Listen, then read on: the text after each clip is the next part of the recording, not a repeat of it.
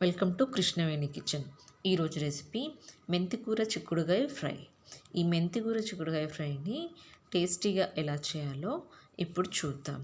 అలాగే మీరు కనుక ఇప్పటివరకు నా ఛానల్ని సబ్స్క్రైబ్ చేసుకోకుంటే ఇప్పుడే సబ్స్క్రైబ్ చేసుకోండి. ఇక్కడ నేను 1/2 kg చిక్కుడుగాయలు తీసుకున్నాను. ఇలా వాష్ చేసి పెట్టుకోవాలి.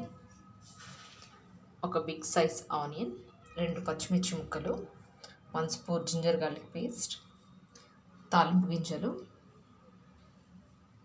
ఒక 2 టమాటోలు, 2 కట్టల మెంతికూర. ఇప్పుడు తయారీ విధానాన్ని చూద్దాం. గిన్నె వేడైన తర్వాత గిన్నెలో ఆయిల్ వేసుకుందాం.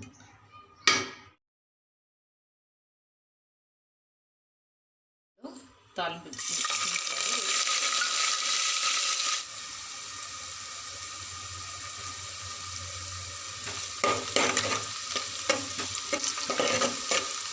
ఆనియన్ పచ్చిమిర్చి ముక్కల్ని ఇలా ఫ్రై చేసుకోవాలి.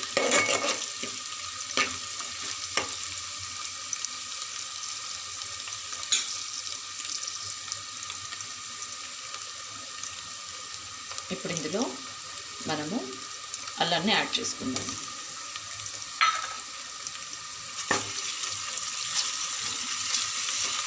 ఈ అల్లాన్ని పచ్చివాసన పోయే వరకు వేయించుకోవాలి. ఇప్పుడు 1/2 స్పూన్ పసుపు వేసుకుందాం.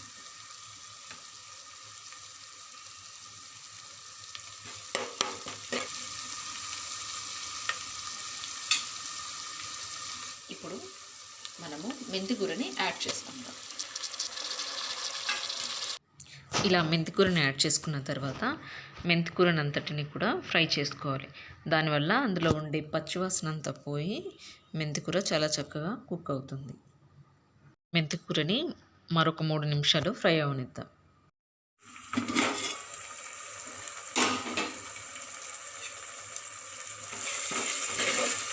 మెంతికూర చాలా చక్కగా కుక్ అయింది.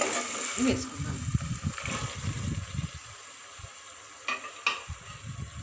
చిక్కుడుగా వేసుకొని దీన్నంతా ఒకసారి ఇలా మిక్స్ చేసుకుందాం.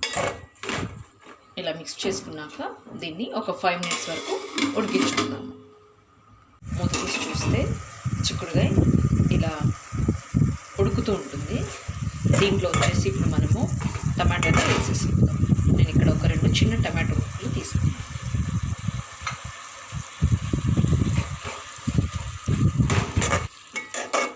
టమాటో ముక్కలు వేసుకొని ఇలా మొత్తం కలుపుకోవాలి. కలుపుకొని ఒక 5 నిమిషాల వరకు ఉడికించుకోవాలి.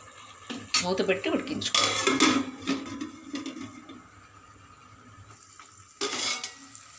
చిక్కుడుకాయ చాలా చక్కగా కుక్ అయింది. సాల్ట్ని యాడ్ చేసుకుందాం. ఒక 1 స్పూన్ సాల్ట్ని వేసుకుందాము.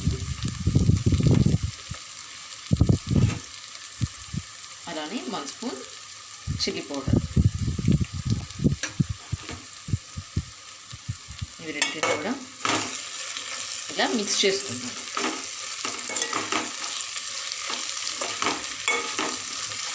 ఇలా మిక్స్ చేసుకొని మరొక 5 మినిట్స్ వరకు సిమ్లో ఉడికించుకుందాము.